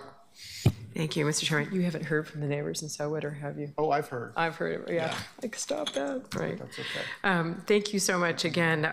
This has been a really good for me. I'm not an economist, but it's been a sobering reality check. I would call it a reality sandwich here today. And I really appreciate it. It sort of puts my comments in perspective because I'm very excited about what you're going to bring back to us this summer, but now it's sort of in the larger picture. It's progress, but there are these macroeconomic factors that are really just as, if not more important. But I am excited about getting a list of changes this summer from you, code changes. Really a very small issue with the increase in permitting on alterations. I'm just wondering if there are demographic changes, and that we're an aging society, that we're going to see more and more people wanting to age in place and more alterations. And I know it's such a small thing, but I'm imagining demographics must be somewhere in your economic projections and the advisory committee. But I know it's small. Lastly, I just want to kind of echo comments here, and then I wanted to ask you, how can we be helpful and in messaging, in oversight, in the funding? And it could be that, after we have a conversation here, we may want to send a message to the mayor, or, regarding our concern about continuing the funding for the pit. It just seems like that's something we may want to talk about. I'm certainly going to put something in my newsletter about getting to yes and trying to get the word out that things are changing, that progress is being made very, very positively, because a lot of us, I think, ran on the problems of permitting. We heard over and over and over again. So it's really a great presentation. I'm really happy to hear this, and looking forward to the summer and maybe a conversation about, could we send a message? Thank you. Councillor Dunphy. Thank you, Mr. Chair. Thank you all for taking time this morning to present for us, and all the work that's already been done to reform the system. It's great. But I definitely have some concerns. First of all, I have concerns that this entire system was set off, and we're given a new acronym that already exists within the city. We have 2 PP&Ds now. Mm-hmm. That's silly. But I'm more so concerned that our system is so dependent on these large scale projects that historically have been rare in Portland. We're not Seattle, we're not San Francisco. And so having sustainable funding streams for the future is really vital to making sure that this system actually works. And clearly our systems are improving. Clearly there's so much work still to be done. Right now, if you're a homeowner trying to build an ADU or a nonprofit trying to build affordable housing, I think our system is still a barrier, not a bridge. And if our systems are complicated, it makes it impossible for an average homeowner to be able to navigate these things themselves, and that makes it inherently more expensive. I think we need to more clearly define what success is. I think we need a true North Star of what guides our work. Both the large scale and small scale projects have to be prioritized so that we can rehabilitate our perception and our reputation as a city into one that is open to possibilities and innovation. I'll preview, I want the city to explore a universal housing permit. I think that we need to have a single streamlined approach to housing that centers on clarity, speed, and accountability. I hear that won't make the difference in the market today, but as we're gearing up for what comes in 2 years, I think that having those systems in place and starting to get those ready now is the right direction. And I want to lean into what we're learning from other cities. I'm glad to hear that we've been reaching out to not only peer cities across the country, but also neighbors and smaller scale suburbs and smaller cities within the city. Other cities like Phoenix and Austin and Denver and even Los Angeles have shown us ways to move forward, and I hope we lean into that. We don't need to reinvent the wheel. We can learn from their wins and from their mistakes, and we can make Portland a place that's the best place in the country to build when the market comes back to us. So thank you all for taking this so seriously, for being so thoughtful and approaching this in the right way. That's all. Thank you. Thank you, Councillor Dunphy. I have a couple questions. First, clearly we all want to find out what that new resilient revenue model is. And we know that we have something dated, and we've been talking about that for a while. So we're accepting that the extremes, the ups and downs, accepting that that's just the new normal, because it's been that normal for quite a while. And I spent a lot of time with Elshad back there, and he would explain what he did to everyone, to me quite a bit in 2021 when we were seeing the big dive into lack of activity and revenue coming in. And I want to thank you for how you've been pulling this off with the game of balancing those reserves during the uptime and how to gradually, it's not sustainable. Thank you for hanging in there. So I just want to hear some of your thinking on what's the new way we can look at this. You guys put you on the spot a bit, but what are some thoughts that you have about how we can build a better revenue model? Thank you for the question, Councilor Ryan. Daniel Olivera for the record. So first and foremost, the single biggest change that's already happened is that we have a new form of government that will allow the entire city enterprise to contemplate all of our revenue streams and funds and look at the most efficient way to manage them and put them to work. I think in the former form of government, it was solely on PP&D and that commissioner in charge to solve for the problems of PP&D. And I think as we start to rethink, and I'll just acknowledge that DCA Beery and I have been talking about this on a broader scale, it's not just how the funds are deployed, but it's our overhead models, it's our reserve policies, all these financial tools and budgetary tools that other cities deploy, we are still building. So first and foremost, just looking at the work from an enterprise model perspective is going to go a long way. So it's right out of the gate. And then specifically, we are, as soon as this budget process is over, because right now we're solving for 25-26, we have a contractor that's ready to go to start working with us on doing that analysis of other similar areas, best practices, maybe some tough lessons learned from other cities. But full disclosure, this is probably going to be a citywide approach. There's not a single tool that PPD is going to be able to actualize that won't require us partnering with our infrastructure partners, looking at general funds, again, overhead modeling. Those are all going to be real things for you all as City Council to contemplate in future budgets. But the work is going to be afoot once our FY 25-26 budget's complete. That was helpful. So the current system will stay intact through 25-26. The timeline will be that we will hear about some changes by the 26-27 budget cycle. I want to manage expectations. This could be one of those Pandora's boxes. I'm trying to manage expectations. Yeah. we see the need and the opportunity, but what does change look like?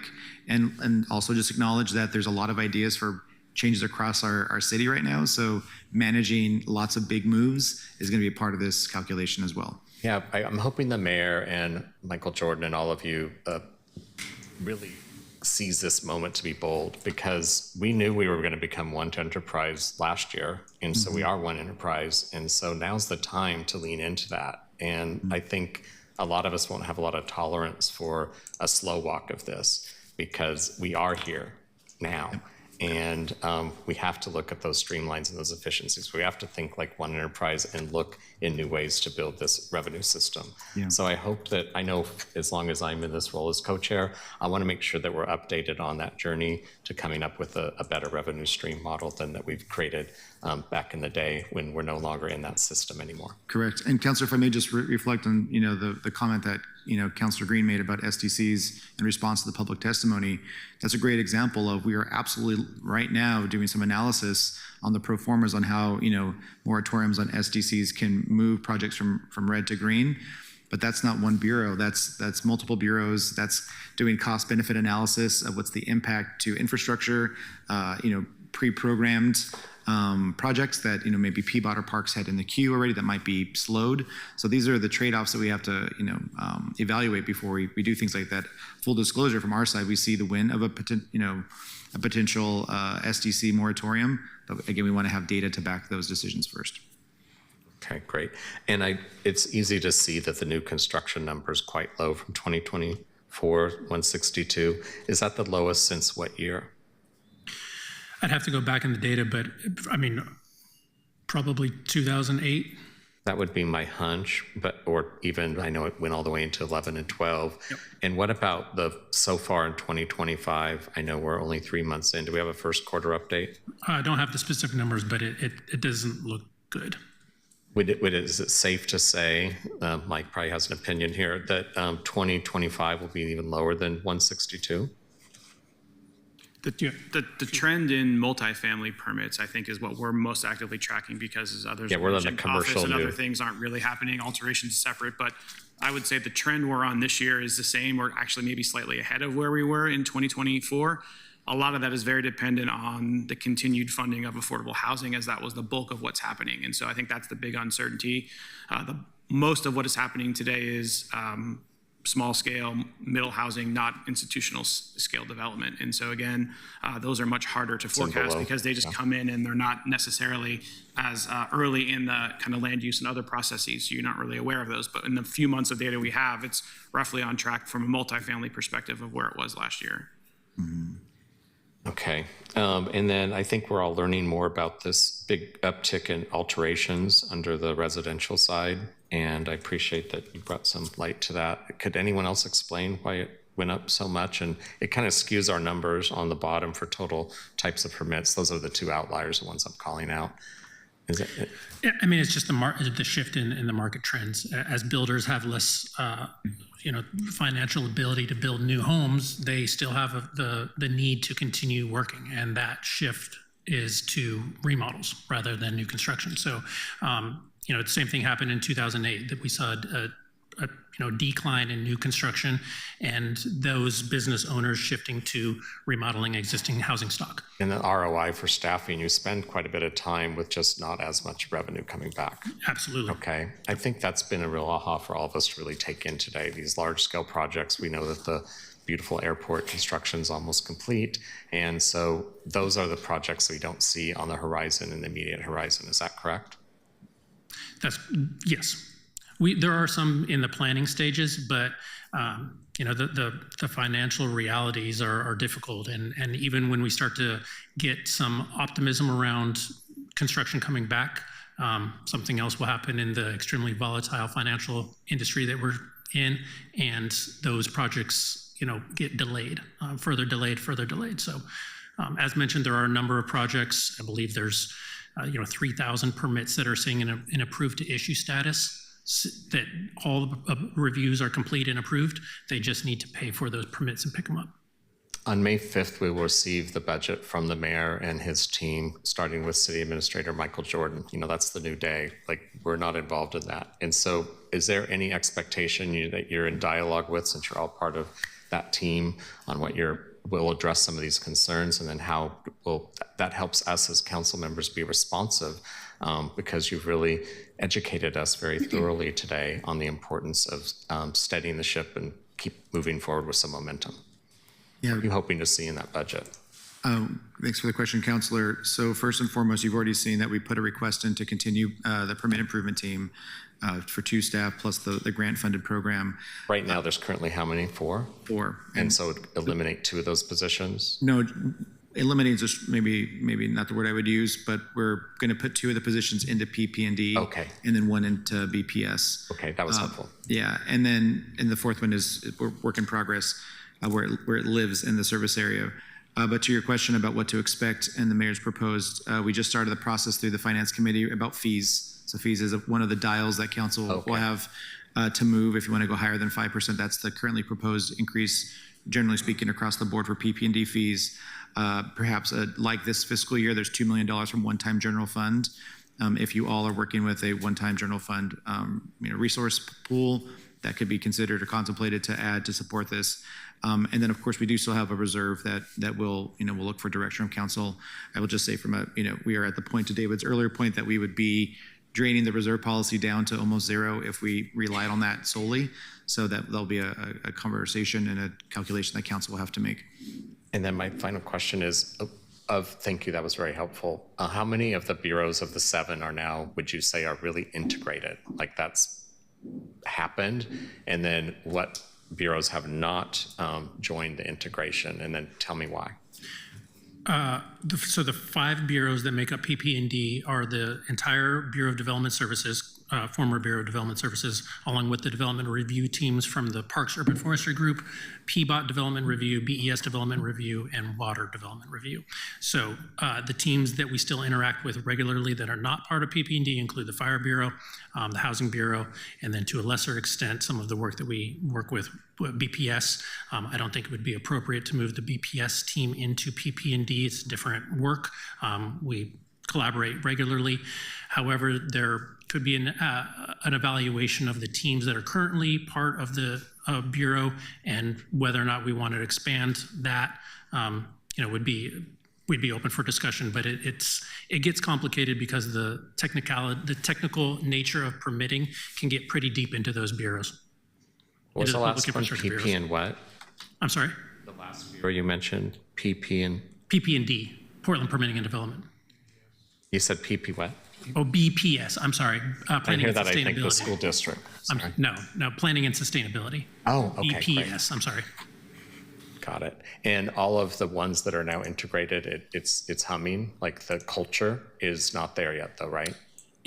Correct. I mean, it's a work in progress for sure. Okay. We really want some, and I think to your point, we want to make sure staff know this is permanent, this is the future, this is something that they need to lean into. There will not be a consideration of moving everyone back to their bureaus. I think once that is clear, quite frankly, there's going to be more buy-in, or people can make decisions. Is that not clear? I just want to add that one of the challenges is that when we did this first iteration of the org chart, there were many positions on development review teams from the other bureaus that David's referring to that didn't just do this development-related job. They did other things, right? So it wasn't a black and white kind of decision. There are also teams that do reviews still that Portland Permitting Development is dependent on to get a customer through the process, but they're not full-time private property development review teams, right? And they still live in their what we call home bureaus, utilities, traffic, things like that. And so it's gray, right? It's not black and white, and there's still some interdependencies there that are challenging. So that's the reality. And so it's just cultural, right? And also affiliations with a home bureau. When people were hired, they were hired because they had an affinity for the water bureau. They had an affinity for urban forestry, right? And they've been moved to do a different bureau where they no longer necessarily feel that. And that's why David talked about making sure those cultures are integrated is a challenge. I get that, and thank you. I think we've got to some of the heart of the matter issues on culture, and I'll just say half measures really do avail us nothing, and so I really hope to hear the day when we're all in on this, because doing reporting to both seems to be not helpful at this moment, and I'm perplexed up here on why that hasn't happened. So. Councilor, may I be more direct about it? I think it would be, and I know that the mayor and city administrator Jordan have the support. They support PP&D. There still seems to be this question if PP&D is permanent, and I think if we can just dispel that myth that we're not contemplating going back, I think that would be helpful, and it would also be great for us to not just lean in with confirming that continually, but also that staff know that this is what's happening. There's not a scenario where we might revert back to the old model. Okay, and noted. I'll just say that that'd be helpful to continue to have your support as council to reiterate that PP&D is the direction we're going organizationally. Thank you. We'll formalize that as soon as we can. Co-Chair Green. Thank you, Co-Chair Ryan. Just want to return back to the SDCs for a moment. I think it's really the right approach to say, let's look at this holistically, look at the cost-benefit proposition and any unintended consequences on infrastructure. Although I would say that there may be value in saying, let's just try a pilot without a lot of analysis to see if there is a marginal impact. That's almost an experimental case. And I would advocate for that because it takes a long time to do a good study of that nature. The other thing is yesterday, Senator Confam's SB 684, which creates a revolving loan fund for housing production, made it out of committee. And when we talk about, and it reminds me so much of Montgomery County, how they dealt with their macro risk, but they had developed and permitted, or they had shovel-ready projects to go. The county stepped in with a revolving loan fund and said, we're just going to buy the equity stake essentially take an equity stake in this project and move it forward with a 5% loan for bridge finance. And I know that we're not there yet for the city, but that is the spirit and intent of the social housing resolution that we unanimously adopted last week, and asked Director Histrick to look forward and explore. And so I just kind of think we might be coming to an opportunity as a city to say, all right, we're going to try some new stuff. And hopefully that pushes these developers across the line, whether they are nonprofits, whether they are for-profit, or it's the city itself, all hands on deck. And so I just wanted to highlight that bill made it out, and then just wanted to support. Oftentimes I get in a space with Councilor Clark, she's like, not another study, Councilor Green. And I just want to say, I think we can do I think we do a pilot with a lighter touch. Green. Councilor Smith. Thank you. DCA Oliveros, PP&D is facing a $14 million shortfall. And I'm trying to figure out what that means for you and in terms of, will you have to eliminate 74 FTEs worth of positions? Can you kind of walk me through that? Yeah, Councilor, so as currently proposed, if no interventions are taken, the current plan is to eliminate approximately 14 vacant positions and then potentially 74 FTE that are currently filled positions in the Bureau. What's the number of your entire FTEs? Are you talking about over all of your bureaus? Just permitting and development, just the one. 260 currently. 260? And you would have to eliminate 74?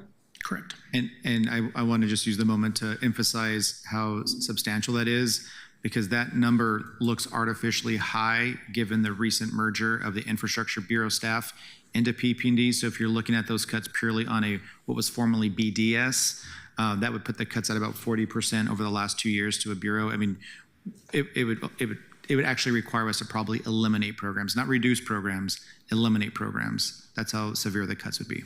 For context, if I may, pre-pandemic, PP&D had at one point 408 employees.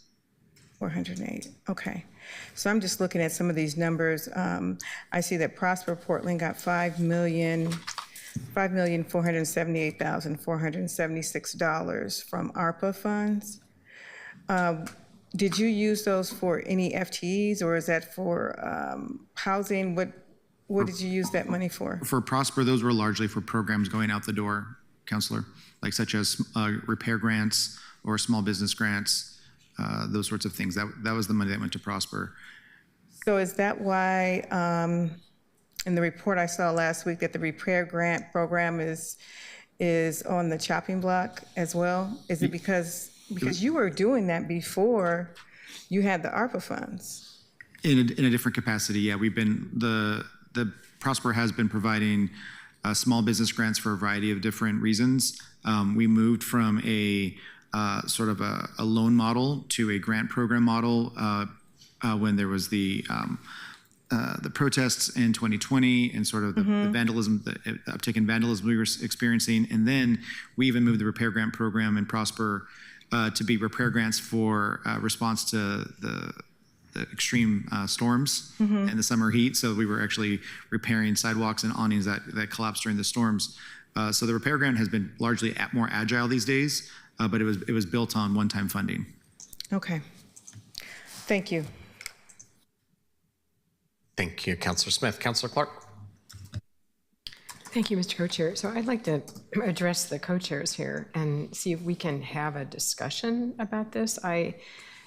We're talking about a change in culture. We're changing our culture, and all of our policy committees do deep dive into these areas. And the question for me is, how do we share this information to our colleagues? I mean, some of us carry it individually. I know Councilor Smith does a great job of that, and infrastructure on our committee there. But I'm just wondering, after everything we've heard today, it's so important to our economy, and that I'm just wondering if we shouldn't send a message, a letter, a memo to our cohort about, and I know staff will write a a brief on what we learned here today, but it seems like it's imperative on us as leaders in this committee to let our cohort know what we've learned today, and to have a message in there if we have some consensus here about what we need to do about that. Yeah, I know there's like 10 minutes left in this committee meeting, but I think what we will do is noted and have the same experience in this meeting. And I think that we will keep talking amongst ourselves to make sure that we have something formalized about how to keep moving this work forward. We don't want there to be a drop-off. Well, this is the only place that we get to have these kinds of conversations too, and we only meet every other week. Yeah, so I think that that's what we know, and so that we work on what does that look like. So we're not going to solve that in 10 minutes, but we're going to come up with some sort of policy that would be helpful, perhaps, to move this forward. We know that the timing with the budget process is a good time to do that. I think one of our levers is to do a formal resolution to stay the course, and we'll keep in dialogue about this. Thank you, Councilor Clark. I appreciate it. I was writing those notes down as well, and I really appreciate that you've daylighted that as next steps. Yeah. Vice Chair Ryan, I think, yeah, the resolution is fine and it's so formal, but I like what Councilor Clark was talking about in terms of if we can have just a rundown from staff of what we talked about and send it to us so we can forward it. Just all we have to do is just forward that on the highlights of how we talked about it. We just went over the high points in the agenda that people can look at publicly, but I mean, in terms of how we talked about infrastructure change, what that looks like, what that may look like in the future. So I think that's what she's talking about. I think a resolution is an action that we're going to do to do something big, but I think what she's talking about is something less formal. I think it's an and I think that we'll totally, and as your co-chair of this committee, we'll make sure that we continue to noodle that. And I think what we're talking about is some sort of a synthesized summary that would be helpful for the rest of the council about some of our big ahas from this 2-hour session. Exactly, the big ahas. Yeah, and I agree with that 100%. And I couldn't help to go to how to formalize it so we can keep on the course. Can I just add to that I would hope too that it would have some recommendations in it. It wouldn't be just here's what we learned, but here's what we think about where we ought to go or the budget, that we actually take a positive step forward and recommend something. Let's talk about how we can do a shared writing group on that, and we'll be in touch with you soon. Councilor Clark. Any other questions as we wrap up this and take us home to the next meeting? Councilor Dunphy, do you have anything to add? Okay. Thank you, all of you, for being here today. It was a big chunk of your time, especially those of you who came from outside the city. Looking at you, Mike, I really appreciate the shared partnership, and I know that you've had a lot of engagement with those outside the city as well. So it was all the permitting bureaus, but also we brought in customers. And I can remember in those early meetings how important it was to have, maybe they were 5 of the 30 people on the Zoom, but they added so much value, and it was great that we finally had those real conversations. I want to thank Co-Chair Green for being my thought partner as we brought this to you today, and I think we already have some really smart next steps, so we'll keep you abreast. We'll make sure that you're our thought partners as we go forward, so it won't just be isolated here. We'd like to share what we will be sharing with the rest of the councilors, with all of you as well. We have our next meeting is set for the 22nd, and we're going to do a deep dive into the city's arts office and the rec side of Parks and Recreation. Both of them are activators of our economy.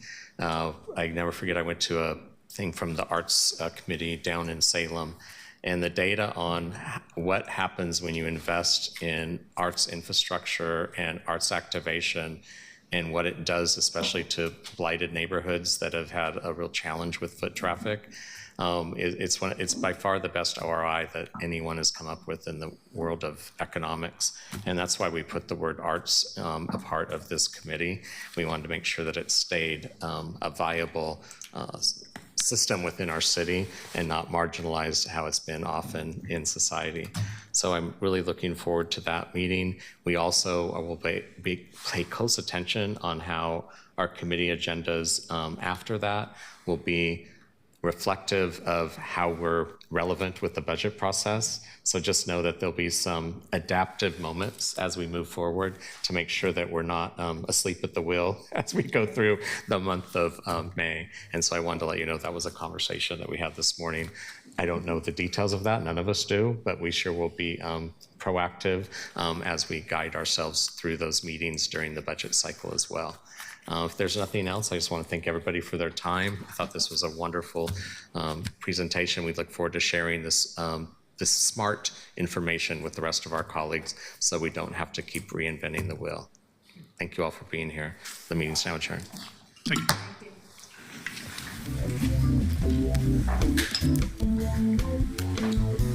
Sure.